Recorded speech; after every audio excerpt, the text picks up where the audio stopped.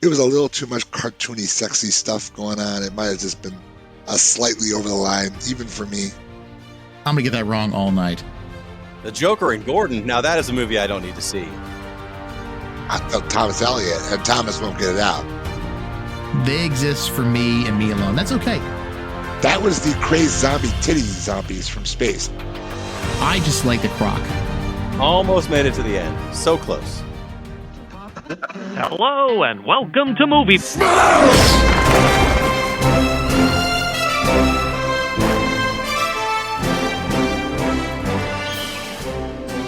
Hello and welcome to Movie Smash, the show where we dive headfirst into comic book movies outside the MCU. If you're new to the show, thanks for joining us. If you've been here before, you know the drill. Each episode, we're going to smash a movie whose source materials from a graphic novel or a comic. Is it worth revisiting? Should it be forgotten? Let's find out. This is Movie Smash. I'm one of your hosts, Chris Roberts. I'm the founder of All Panel Creations. With me today, I have a man who is often mistaken for a D-tier Batman villain, Jeremy Parmentier. Yeah, I'm Jeremy Parmentier, also of the Retrovaniacs podcast, and I'm like Killer Croc, completely replaceable. Also with me today, I have a man whose name could only be associated with a villain, Fergel Amayo. Yes, I am Fergel Amayo. While a villain I may be in my heart, I'm more the Batman type and owner of Gotham Knight Comics, where, you guessed it, we get our nerd on. And I cannot wait to talk about what is actually a damn decent movie. Let's do this! And our guest tonight is Brian Larsen, otherwise known as B-Lar from Comix Corner. Thanks for joining us, Brian. Hello, everyone. I'm Brian Larsen. My friends call me B-Lar from the Comix Corner podcast with B-Lar and Danny P. Well, Brian, thanks for joining us. Or B-Lar, sorry. Either way. I'm going to get that wrong all night. That's fine. Our movie tonight is 2019's Batman Hush, starring Jason Momoa, Jennifer Morrison, and Stuart Allan, directed by Justin Copeland. None of this is my fault. He made me control Superman. What's his name? He calls himself Hush. The events of the past months reach as high as Superman and as low as the Joker. All were set into motion by Hush.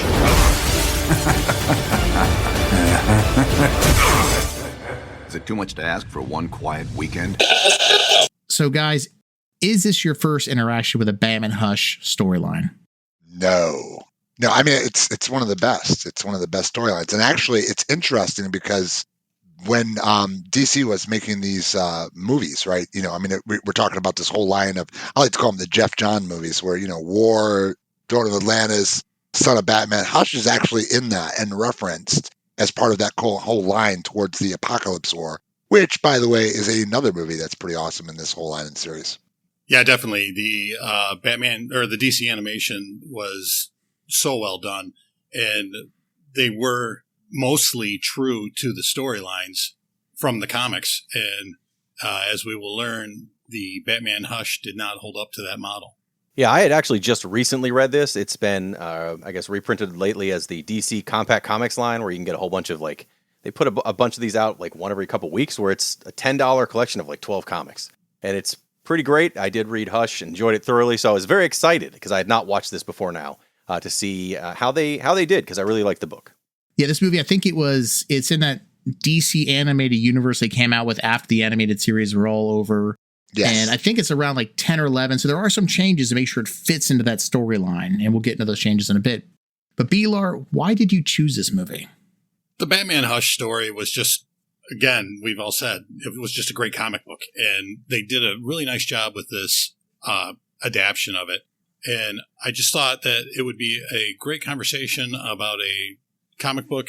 And the movie that went along with it was, again, not the same exact way, but it was different enough where it was enjoyable for somebody who all read the comic and also hadn't read the comic. And for our listeners at home who are playing bingo along with us, yes, I do own the Steelbook. So you can check that box off there right there. Of course he owns the Steelbook. So some of you sort of hinted at it, but was this actually your first viewing of the animated movie? No. I've watched the entire series because, again, there's a lot. I mean, like the Son of Batman movie, which is really directly following or preceding or following this, you know, going about nobody. They had some great characters in this story. And while it wasn't fully like the comic and missed a few pieces, it was pretty damn faithful for being an adaptation. No, I've owned it, seen it many times. Actually, ran across it on Max and just watched it for the heck of it one day. So it's been several viewings.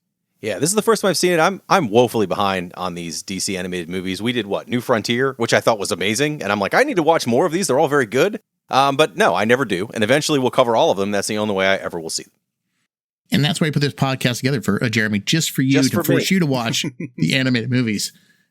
Fergel, why do you do us a favor and walk us through sort of the actual history of the comic book Hush? Like, why is it so important? Well, I mean, it's brilliant work done by Jim Lee. I believe, if I'm not mistaken, it's Jim Lee. I'm just kind of doing a quick double check on who else. Joe Loeb, Joseph Loeb, Scott Williams. And obviously, if you guys don't know, and if the readers out there don't know, Jim Lee is currently, I believe, the editor or publisher of DC Comics. So one of the most prolific artists, one of the most amazing people to meet, by the way. And this is really one of those kind of new 52 updated takes on Superman and Batman. I just think it's a very cool storyline that intrigues, takes a lot of the rogues. It sort of kind of set the ground for work by Tom King and others. Like the One Bad Day series sort of follows in that kind of really cool vein, and that like even the Joker War, and there are a couple others that sort of changed the way Batman sort of looks based on this this storyline. And it's actually ranked by IGN as one of the top 10 Batman storylines, one of the most influential. So this is your first time joining us, just a quick heads up. We're about to discuss certain elements of the story that might be considered spoilers. And to be honest, if you've read the book already, you have not been spoiled on this movie. So we're going to spoil it for you. Consider yourself warned. So B-Lar, can you walk us through the plot a little bit? So Batman's past comes back to haunt him with a new friend coming back into town, Tommy Elliott. This person, we haven't seen him before in comics, movies, or anything. And we have a relationship starting up with Selena Kyle as Catwoman Batman. And he is convinced that he should divulge his secret identity to her. And from there, we have multiple villains showing up, including Bane, Clayface, Riddler, Joker, Harley Quinn, all become part of the plot. And there seems to be a mastermind behind everything, and we need to find out who that is. That's pretty much it. You mentioned that all these other villains come in. Normally when we see movies like this movie is just like 80 odd minutes, that there are a lot of villains for this one movie. There were. And the book, the graphic novel, the original books, it was through Batman 608 through 619.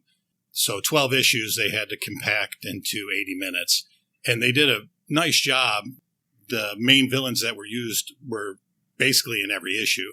So, it was Killer Croc had his own issue, and from there on, they had time to develop a lot more in the comics.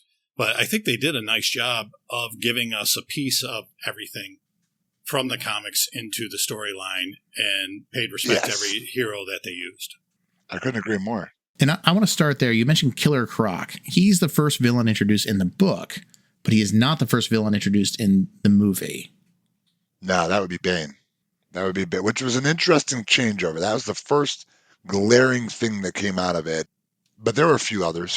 I mean, if you read the books and you're pretty faithful to the comics, which I own, as I'm sure you do, B-Lar, you sort of, I've got a couple of them graded, actually. You sort of kind of go back and you see the small differences. But yeah, there are a couple changeovers. But I just think the way they did the animation was... And was this Kevin Conroy's voice, by the way? It was not. No, Jason O'Mara. Yeah, Kevin Conroy petitioned to be part of this. However, they had already had a Batman for these animated movies. This guy, Jason O'Mara, that's what I thought. I liked because he played Batman on several of these movies. Apocalypse War, Throne of Atlantis, Son of Batman. He played a lot of these characters. And I just think he did a great job in the portrayal of Batman and Bruce Wayne. Yeah, a good rule of thumb for these animated movies is whoever's portraying Batman tells you which ones these are connected. Yes. Right. Yeah, they did. Kevin Conroy is Batman's voice in any animation. He should be for all time. But obviously, when they went to this animated universe and they were putting these movies together, and they started with Flashpoint. They did. They brought in Jason O'Mara, and they kept him, and pretty much kept a lot of the actors, like Jerry O'Connell as Superman, Rebecca Romijn as Lois Lane, and who was Lex? Rainn Wilson. Good job as well for Lex. He played all the way through to Apocalypse War. And actually, the Apocalypse War is such a good ending to this storyline. I like this version of Lex, by the way. I enjoy, because there's so many different versions of Lex in this world. We did Superman 1 before and Superman 2. But I like this version of Lex of where he is, a business leader. He's more intelligent than he is, doing schemes. And he is dangerous because of his intellect. And in this one, it's hinted at he's part of the Justice League by this point. He is. Isn't that because of the Dark Side Wars? So this is not Flashpoint Paradox. This is some Flashpoint Paradox was somewhere in between, wasn't War the first intro into this series? First Jason Romero movie was War.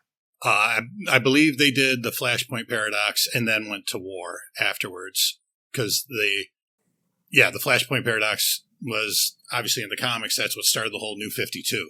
So that's where they went with the movies also. War is the second one of the series, the first one being Flashpoint. Okay, that makes sense because when they rounded it up and did Crisis on Infinite Earth, they completely changed everything, new characters, new everything, but still drawing all the origination from those last series of movies. Yeah, this is Correct. the 15th movie in the series. 15th movie? In the series, yeah. There are 17 movies in the series. But Is that a Steelbook fact, Chris? Because I got to ask. There's no, it's a web page right in front of me, actually. I don't have them all memorized in order. They are on my shelf in order, but not in front of me in order. So the last one would be the Justice League Apocalypse. Yes, that's right. That's right. What was the one in between Hush and Apocalypse? Wonder Woman Bloodlines. Oh, okay. Where was Son of Batman coming from? That was that like after that or before that? Number 3. Yeah, that was early. Very early, which is why Damien's in this movie. Yes, he is. Right, because in the comic book, it's Tim Drake. Yes, not Damien. Yes, it is. Yes, and I love being around nerds. It just makes things so much better. So I have a question then. If we're going to, I know that Lex wasn't in the book, but he's in here, and it's explained why if he's got a connection to this previous animated universe that wouldn't have been in these books. Obviously, Damien, we just talked about. Killer Croc, I don't understand why they swapped him out. Bane does the exact same thing. There's not a big difference. There wasn't any reason I saw to change out to have Bane instead of Killer Croc, but maybe there's a reason. Maybe Killer Croc dies 4 movies ago. I have no idea. I haven't watched these other movies. No, I have a theory for it. It's really about the rating. Killer Croc tends to lean more towards the R for these movies. This was a PG-13 movie. That would make sense. And was the one thing I'd forgotten, I was going to go back and read the books, but who has time? Was Shiva in there right after the kidnapping was done, or was that also added in there? I actually reread the book this weekend, and Shiva is in the comics, but it has to do with the part where Batman has kidnapped Talia al Ghul before going to confront Ra's al Ghul, and Lady Shiva goes to rescue Talia from Catwoman. Okay, completely different scene. Yeah, there's like the Ra's al Ghul stuff's completely eliminated, isn't it? Yeah, they don't break into too much of it. Yeah, they just mentioned the Lazarus Pit. Mm-hmm. Yep. But they don't show Ra's al Ghul at all. Were there any other major differences in the characters used between this and the original comic that stood out to you guys? I mean, Nightwing's in this in a much larger role early on than he is in the books. I don't think that hurts it necessarily. And there's some of the stuff that Catwoman and Batgirl do are kind of switched around a little bit, but it's not drastic. But I mean, the bigger parts were all the Selina Kyle and Bruce Wayne stuff. There's a lot more of it in this that's a lot more like, oh, she's going to live there and become part of his life. That's not as detailed in the comic. Who didn't think Selina Kyle wasn't cartoon hot? That was a cartoon hot chick. I ain't gonna lie. I'm surprised you don't have the pinup on your wall. You never know if I do. I mean, there's so much things on my walls. You just never know. Yeah, that beginning scene with her in that dress, and it was just like, oh, okay, that's what we're going for. Just go around. It's that kind of movie. It's that kind of movie. Remember, it's like The Killing Joke. We haven't done that one yet, have we? We haven't done that one yet. We haven't done The Killing Joke. Yeah, that'll be an interesting one. Looking forward to that one too. Yeah, Jeremy, I'm surprised we've done so few DC animated movies. This is our second one. Yeah. Like, we've been doing this for 2 years now, and we've only done 2 DC animated movies. Just like we're not doing a lot of the MCU movies. I like doing these, but I mean, if we just did this, we could do a whole year doing nothing but these movies. So, what was the other one? I'm sorry, I didn't. New Frontier. Okay. New Frontier. It was very good. I'm going to say, honestly, that is one of the best animated movies of all time. For all the themes, for the way they wrote the stories, for just throwing this golden era of superheroes was amazing. And Fergel saying that, and we did Garfield. So, I mean, that says oh, sweet Jesus. Well, that's only because Jeremy has a quiet love affair like I do with Tom Cruise, that he has with Garfield. And so he really does enjoy Garfield on a personal level. Hey, at least it's not that. What was the one I sent you guys recently, guys, about the Ninja Turtles from Space movie? That was the crazed zombie titty zombies from space. I saw that trailer and I thought, you really want to watch an hour of this? That's an entirely different movie than Ninja Turtles from Space. I know you're fixated on that zombie movie, but that is not the same thing. I was going to fit this into the conversation somehow. B-Lar, I would recommend if Chris will send you that link, you should watch that trailer because it's 3 minutes you won't get back, but it's 3 minutes that you have to invest in this car wreck of a trailer. Okay. It goes from animation to live action, and I think they found a warehouse full of Raphael costumes. Raphael the Turtle, that is. Yeah, it's as bad as Cemetery Man. I can't believe you're still scarred by that movie. So what other characters stood out to you guys? I like Thomas Elliott. I don't necessarily know if they gave him his, if you asked for one other thing that was really incorrectly, I think they should have gave Thomas Elliott more of his due. He was in and he was out, and he's such a well-developed character. And in the comic, they do kind of dive a little bit backward into the childhood of Bruce and Tom, and I think that's something that would make reason for why the character is there, not just a throwaway, a scene in the movie that, oh, there he is, and there he goes. So that's all that really gave him. Well, I think to go back to that, they go without giving away the overall plot of this movie. I think it's important in the comics to go back and explain that connection between the two of them and his past and kind of how he differs from Bruce and how he was brought up, even though they're very similar in their kind of their lifestyle where they knew each other as younger, right? It's not like he's going to be friends with like a beggar, right? He's the rich dad's kid, right? So he knows this other guy. It goes into his background. Very important to get that connection to explain why Bruce would trust this person with his life, which he kind of does in this movie. So that's important. But I think with the changes they made to the end of this movie, which I know we haven't really talked about yet, you don't need those scenes. They're less important. True. And who I wish they would have shown a little bit more development with is Thomas Wayne. They did have a little scene with him, but I do feel they could have had some more of his dad being a important figure for him. We all have seen how Thomas Wayne is, obviously Thomas and Martha are so important to him, and that's why he does what he does because of their tragic deaths. But the comic did a really nice job of showing basically his dad showing him what it is to be a man and to be a man of your word and, getting into those kind of details. A Wayne, as he would put it. A Wayne. Definitely. Yeah, and I think it'd be pretty difficult in this format to have all that material in there without it becoming bloated. Because it's right, it's a 12-issue comic. That's really like 12 episodes of a television show.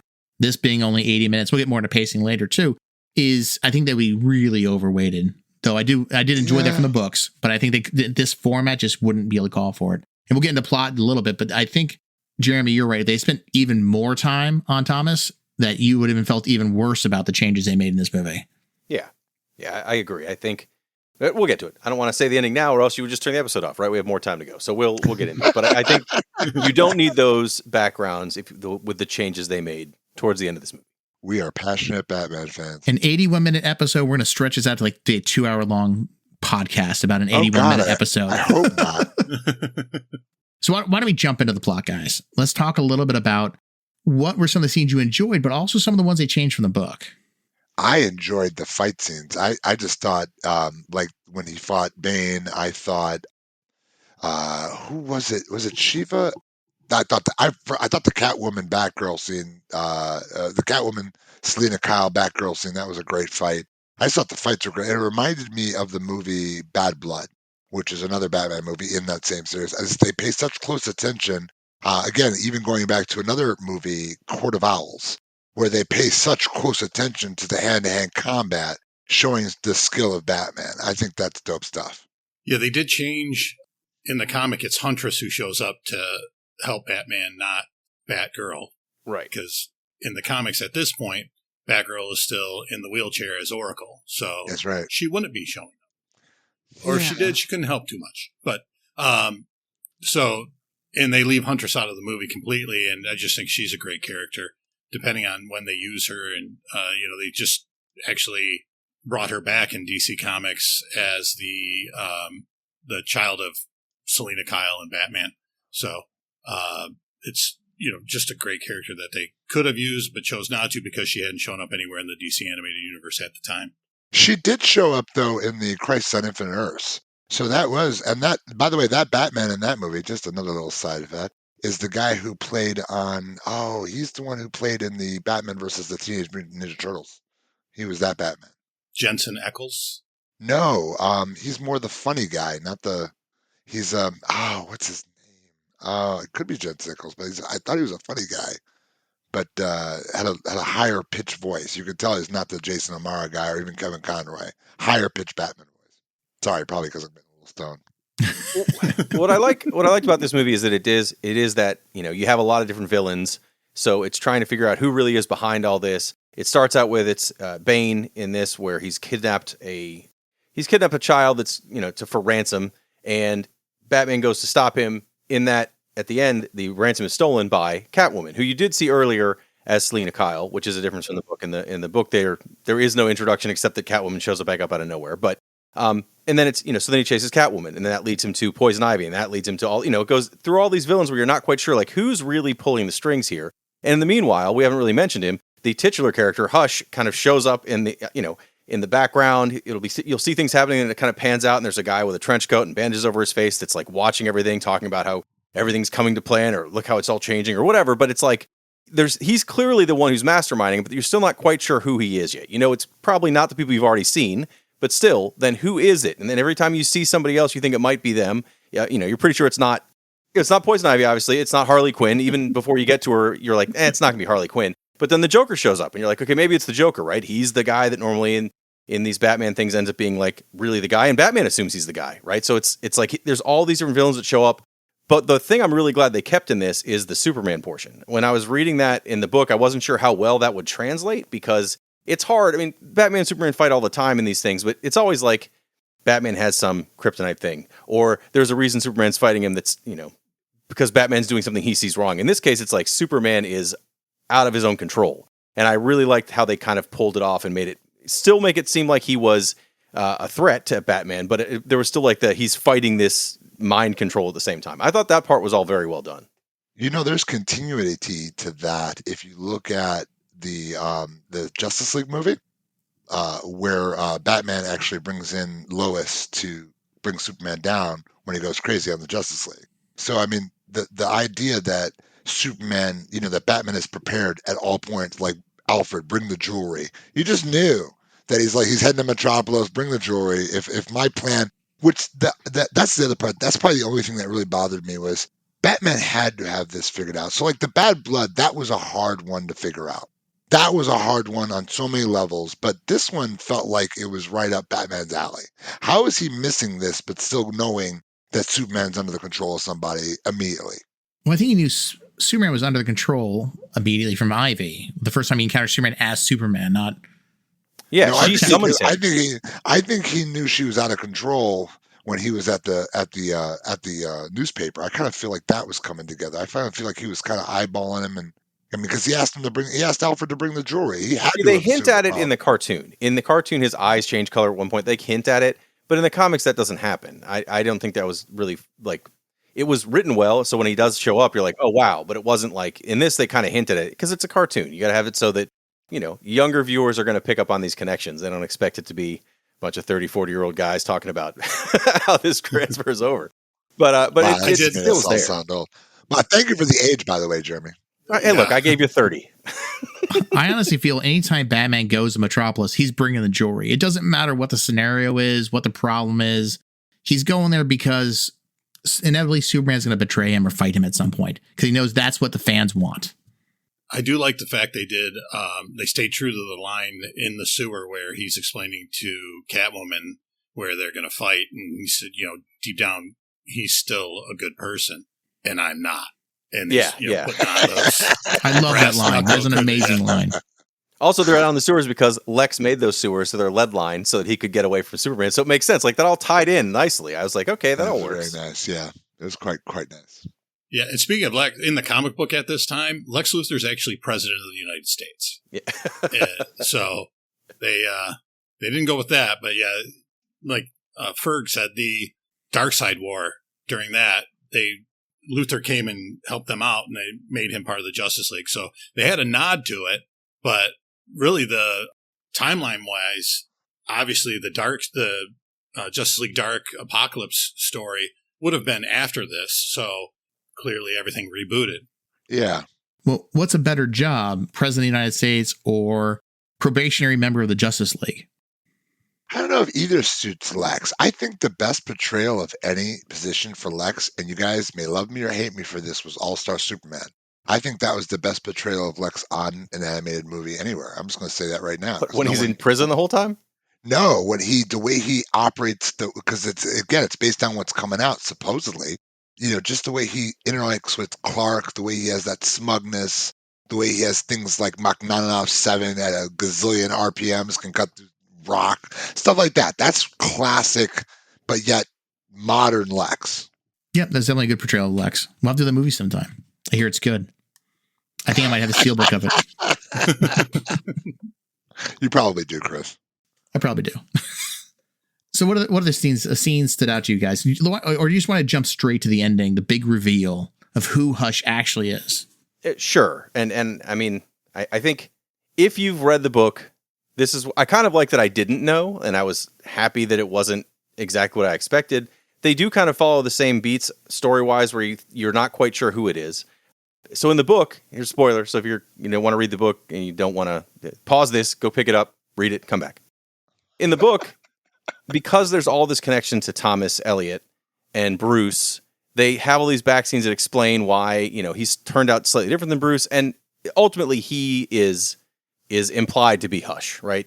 It is implied that he has been kind of running this the whole time. He's been able to, use his connections because he was able to fix Two-Face's face and some other stuff where he's got this connection to all these criminals, and Scarecrow, which will allow him to also kind of use his abilities to control everybody to do what he wants to do, to get even with Bruce Wayne / Batman. So that's fine. That's not what happens in this. I was surprised with this, but again, I don't know enough about this universe to say if there's a reason that the Riddler would need to be in this situation. In this, because again, I'm just picking stuff up at random, trades and stuff. I'm not picking these up through history. I didn't get back into Batman until more recently. So the Riddler apparently has a tumor and he's dying, and so he goes to whatever, the Ra's al Ghul's thing we talked about earlier. I thought Thomas Elliot, and Thomas won't get it out. Oh yeah. Thomas can't help him under Arthur Wynn, which they do keep into Yes. the comics, by the way, and the movie.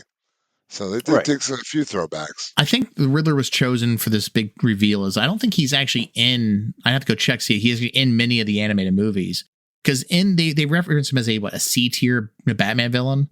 And now, mind you, he's one of the original cadre of villains, so he's probably not really a C tier. But for the sake of the movie, they treat him like a C tier, a sort of a knockoff Joker kind of person, where he just comes up with these puns. So it became more of like, oh, I can't believe it's actually the Riddler who's this big mastermind, that this little thug of a villain that we don't really think of anything, and he's the actual big bad. I think that's why he was just chosen. And he doesn't have a tumor in the other movies. That's all done for this one to have a reason why he would need to use a Lazarus pick and sort of awaken his villainy.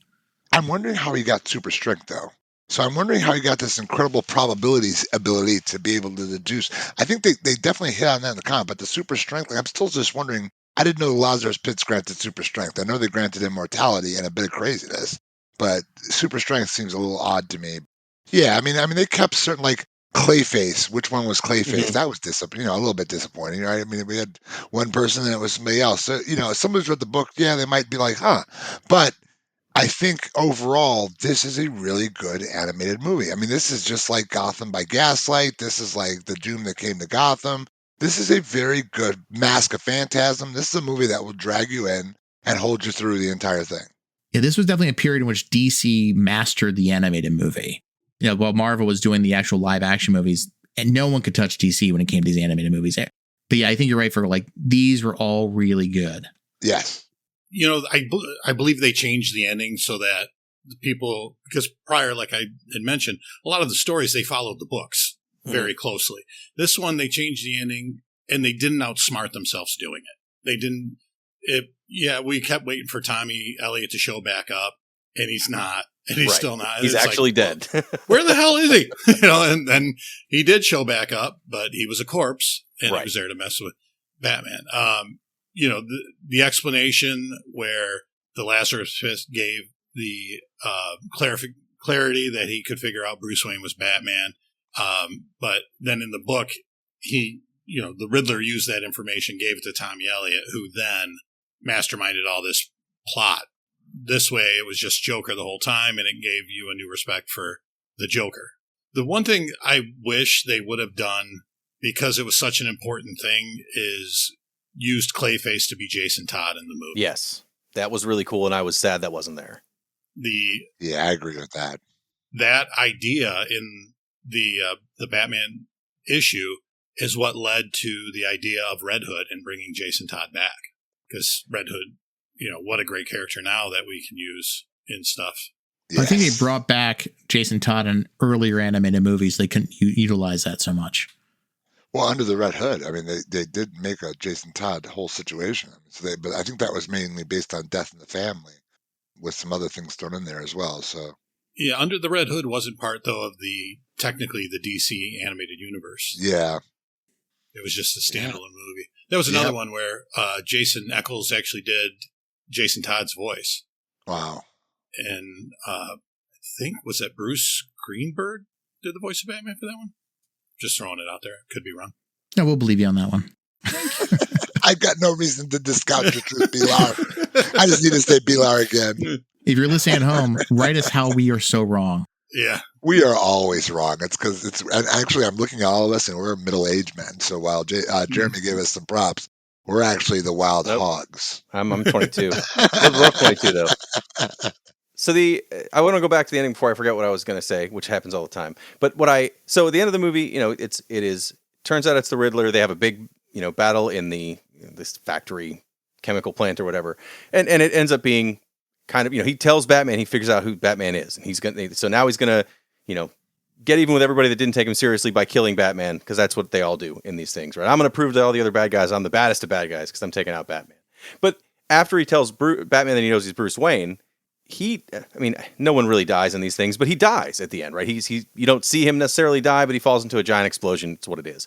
What I loved about the comic at the end is it still is, Edward Nygma's like, oh, I still know who you are. And he's like, but here's the thing, you're not going to tell anyone because that's the one riddle that you only know the answer to, and you're never going to tell anybody else. I loved that line. Yeah. And so I was very sad that wasn't like, it didn't end with him in Arkham with that as the end piece, because I was kind of hoping for that. I did like that. But otherwise, I can see why they didn't want to have to add Hush as a possible permanent character, depending what their plans are as somebody else. I just didn't know if the Riddler had these other reasons where like they would have kind of ended him here, right? As far as for the rest of the series, maybe he could come back. I'm sure they always find reasons for people to come back, but he basically is like, he gets this super strength, kind of loses his mind a little bit, finds out Bruce Wayne is, then falls into a giant explosive for the plant. So then it's like, is that it? Is that the last time you see the Riddler in any of these series? Is this effectively for the DC animated universe the end of the Riddler? That version of the Riddler. Well, for the DC animated universe, I think looking at the lineup that comes after this, it is the last time the Riddler shows up. He does show up, I think, Fergel, you're alluding to Crisis on Infinite Earths. Yeah, that's not technically part of the DC animated universe. Technically it is, because of how it references everything that happened through Apocalypse War. I'll stretch that line, fellas. Well, I hate to say this, I'm looking at the official lineup from DC, and they don't consider it part of that universe. I will say, I watched the Crisis on Infinite Earth movies, and I did not enjoy them until I got to the ending of the third one where they tied it all together. That's true. That's 100% true. It was a hard watch, and then it was like, oh, so Hellblazer, not to discuss that movie, but man, they did a really nice job on that one, tying it all together and brought it back to this universe. That's exactly but it did take a long time to get there. You could have bought a coffee, went grocery shopping, hung out, came back, and you would have got to that point. You could have just started at 3 and worked your way backwards. I know we're not here to talk about Crisis on Infinite. No, we're not. But it's all B-Lar, I agree with you and Fergel too that I bought those steel books as they came out, right? And every single one of those, I'm like, God, they're just stretching this thing out to make this $20 movie be $60. That's what it really felt like to me. Like they were just trying to really bleed me of cash. Actually, maybe it's because you dislike buying steelbooks, because many of us on this line, 3 out of 4, don't buy steelbooks, but you buy steelbooks, so maybe you like steelbooks. I'm supporting the entire marketplace. They exist for me and me alone. That's okay. Some people like vinyl. Some people like retro video games. I've got steelbooks. I have DVDs. I just buy them. Like, I have so many old Redbox DVDs.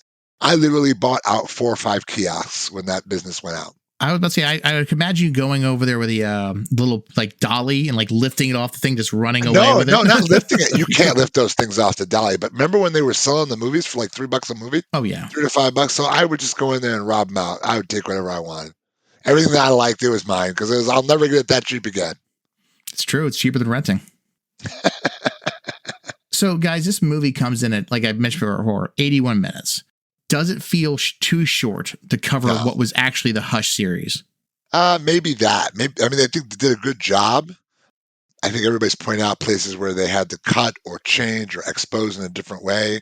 But, you know, I think it did well. I think the ending was the very ending, the Selena Kyle Batman scene was a little bit, like, I fast forward a little bit. It was a little too much cartoony, sexy stuff going on. It might have just been slightly over the line, even for me. I was like, okay.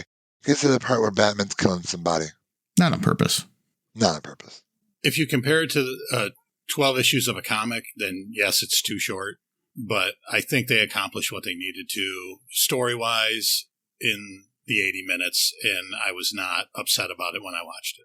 Yeah, they hit all the beats that I was hoping for, with a few exceptions, but like you get the same fights, even if it's a different character in most of the fights. You get the Superman section that's important. You get the Joker kind of not being the villain, even though you think he might be.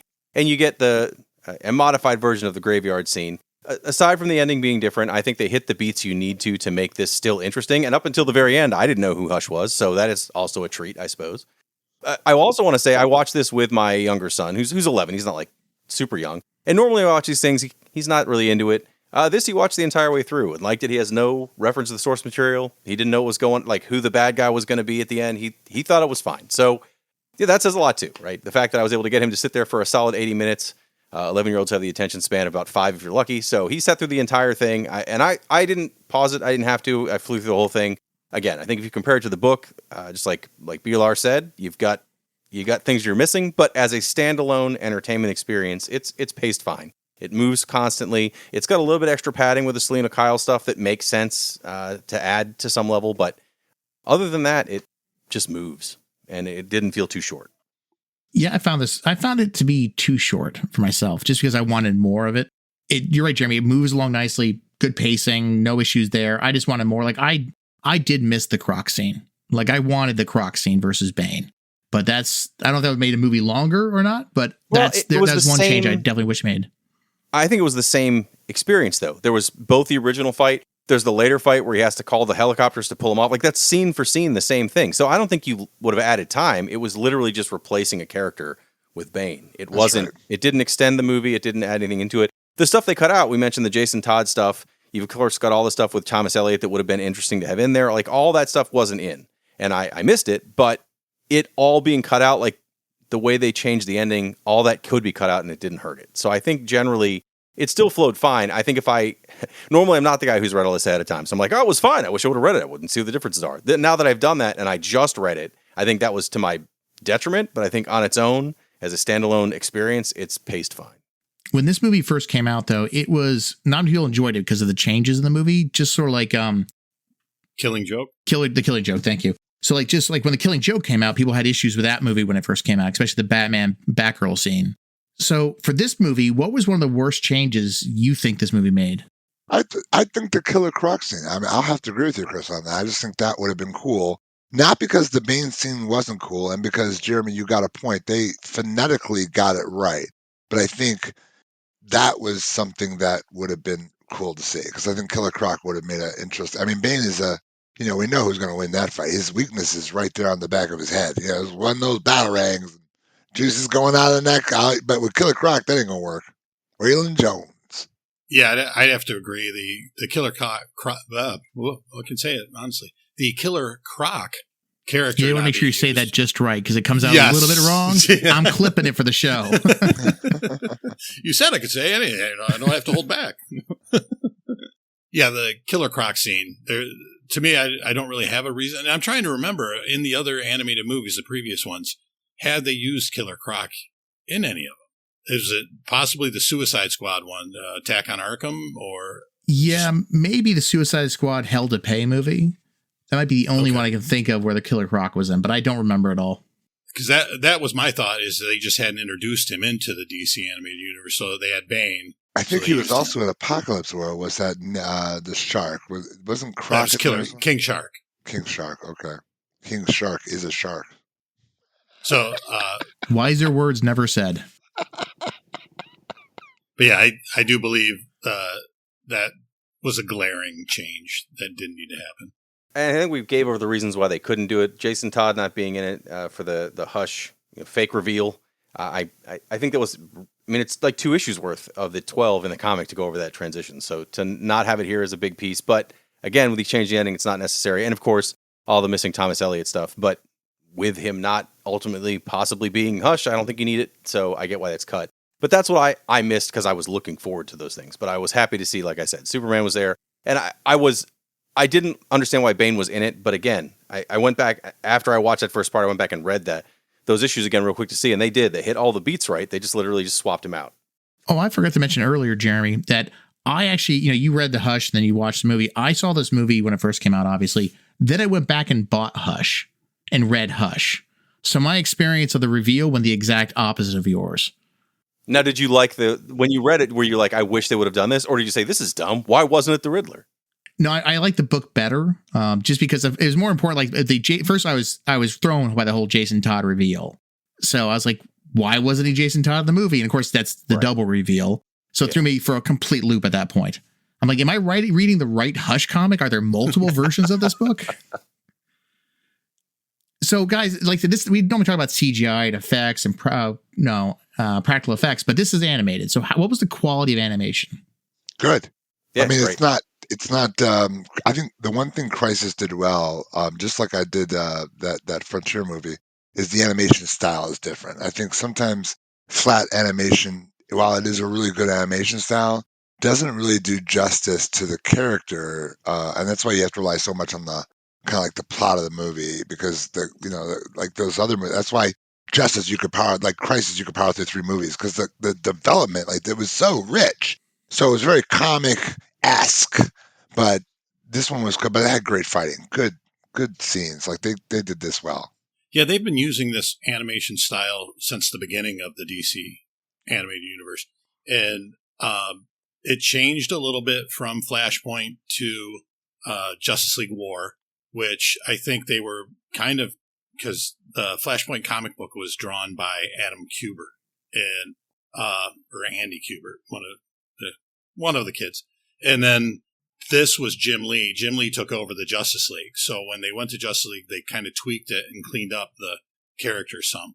And they've kept that style for every one of the DC animated users, as they kept the voice actors.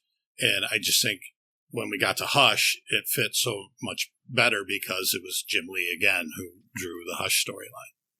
Yeah, I don't have that background, but I think it looks great. So I didn't think it was poor animation. I've seen lots of bad animation because my kids like to watch whatever garbage they can find on YouTube, and this felt like a professionally animated film, feature film length release. So that's all I can ask for.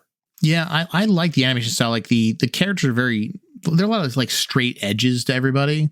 A lot of cartoons these days are very like rounded edges and softer. This feels like it was made for a older teen, young adult, or even our age, 30-year-olds to watch. Yeah, 30.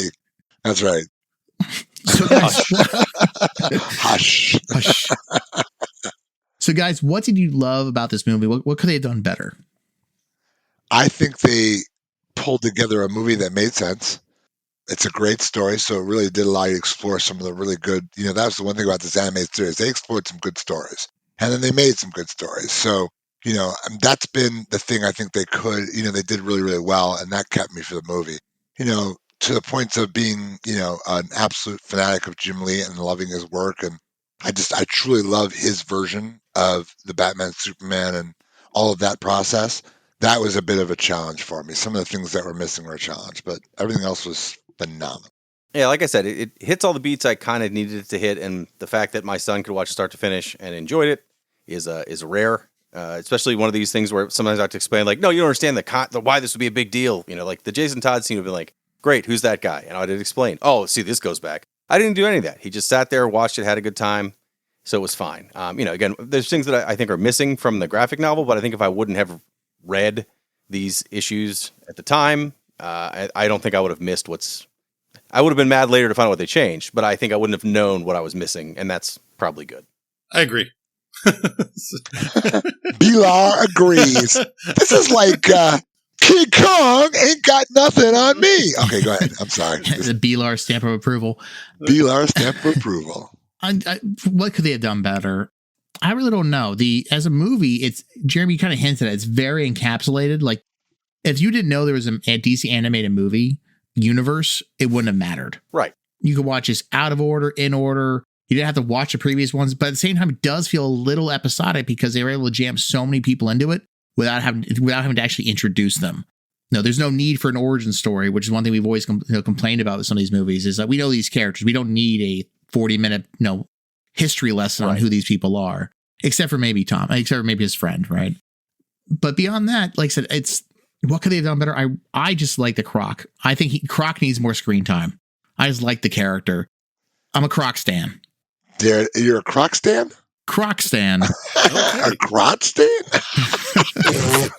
Yeah, Chris Croc stan. That just came. Oh my god! Someone had to say it. I just put it out there.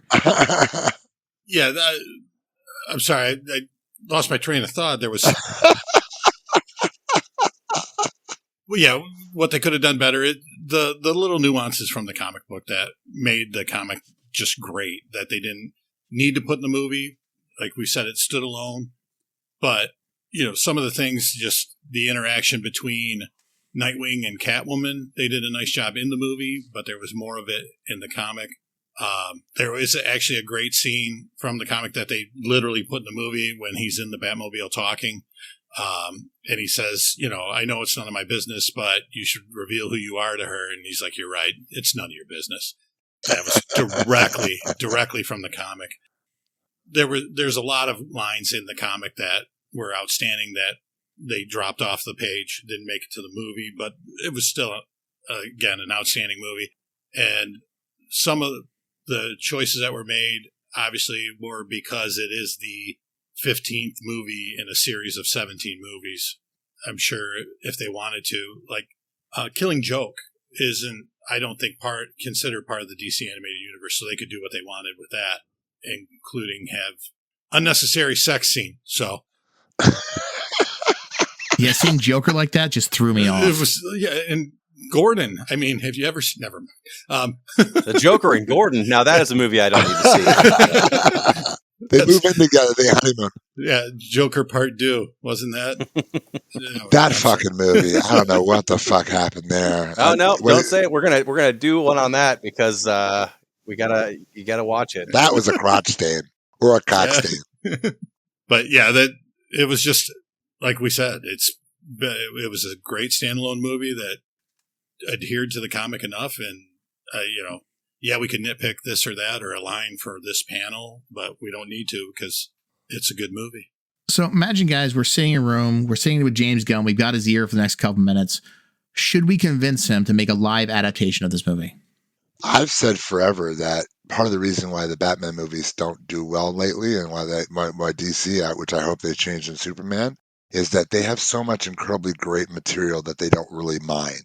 If this Elseworlds thing really does exist outside of the main line, mind some shit, have some fun, because it will bring $1 billion in. So is that a yes?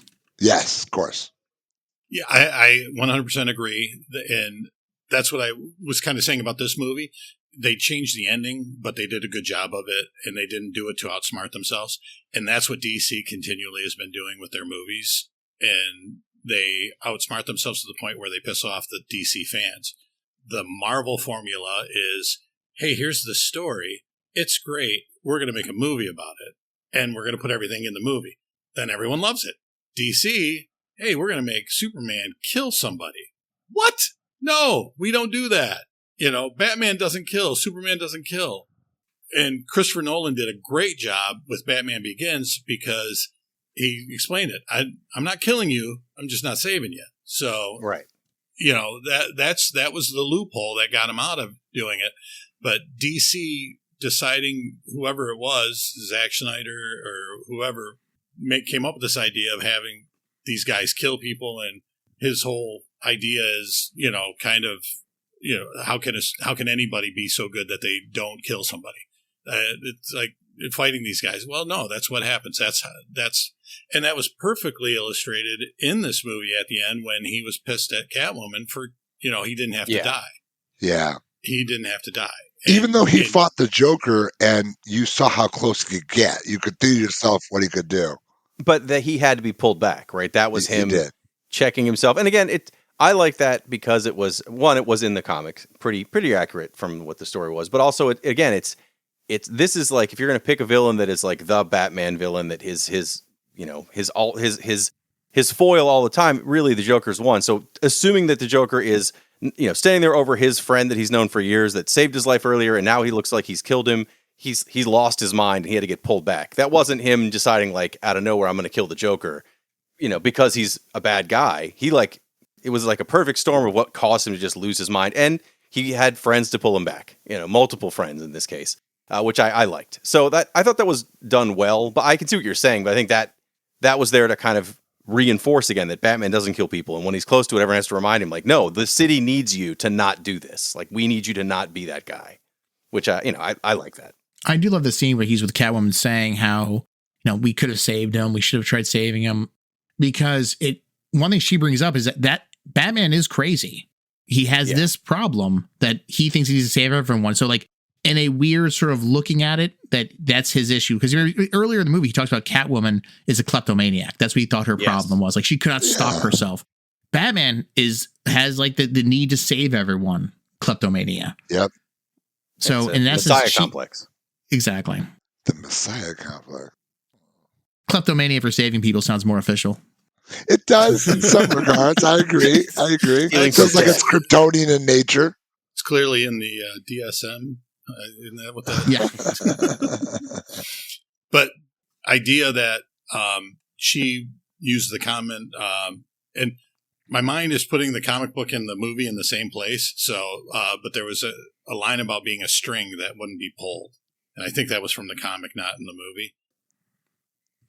That's the thing is, he distanced himself from so many people because he doesn't want to have that weakness. But then again, he also brings in all these Robins and surrounds himself with people so it's kind of a double-edged sword, or, just kind of an issue with him. So we don't know where he's going to end up in the future because he keeps trying to save everyone, but then he gets people taken away from him. So disappointing thing about the scene from Tommy Elliott in the movie, he gets pulled back. Like we said, we don't know why he got, it's a childhood friend, but you learn more in the comic how close they were and so much alike. So it made a lot more sense, because it's like, why didn't you do this when he killed Jason? Why didn't you do this when he shot Barbara Gordon? Why didn't you do this? There's so many things that, as somebody coming in fresh who didn't read the story, is thinking, this Tommy Elliott guy's not that important, is he?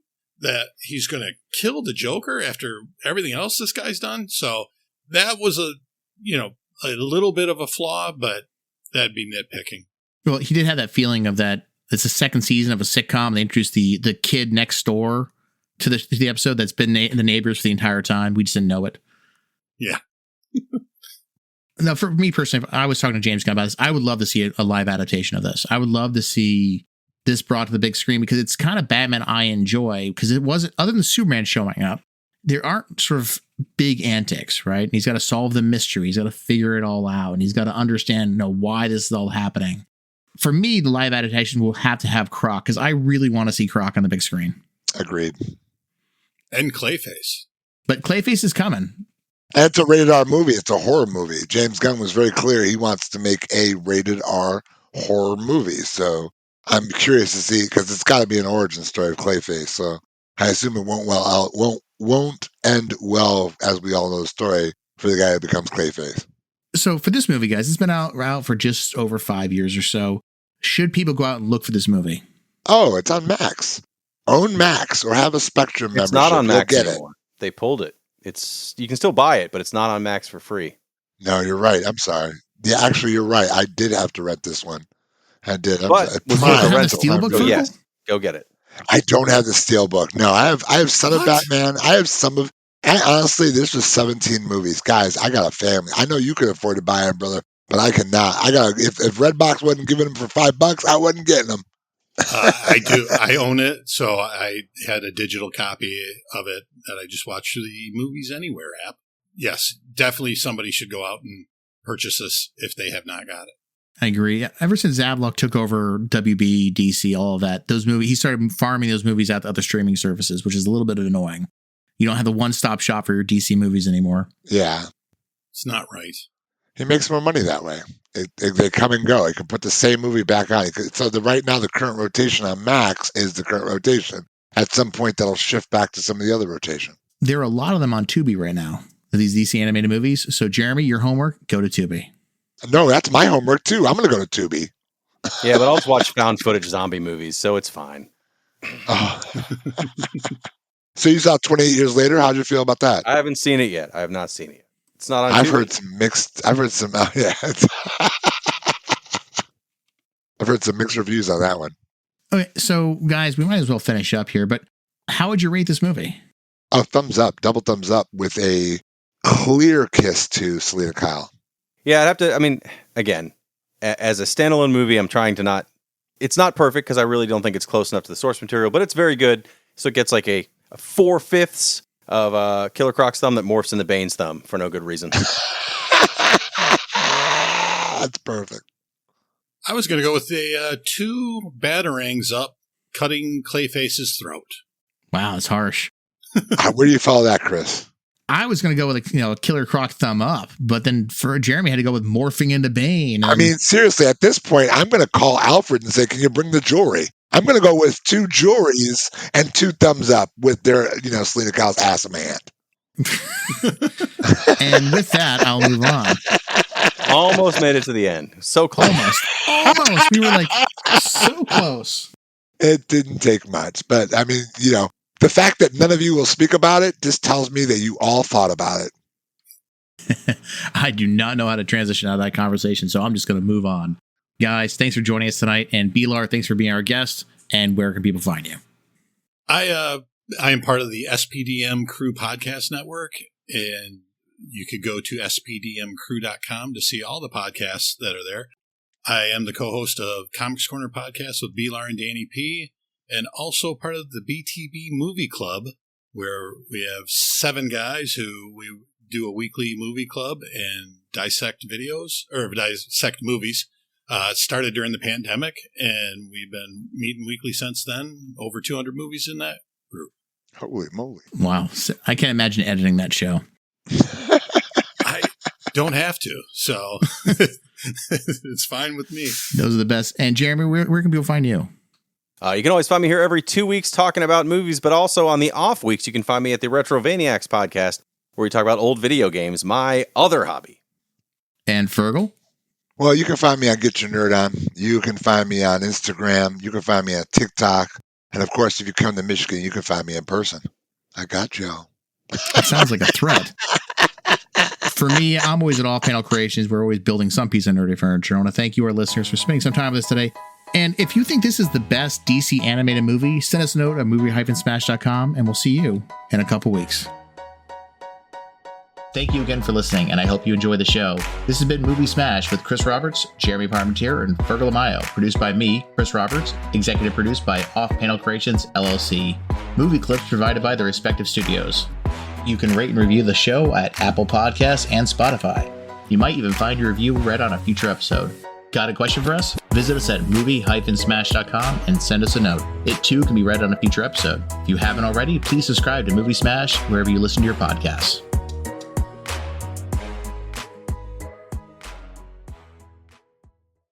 That would be my fault.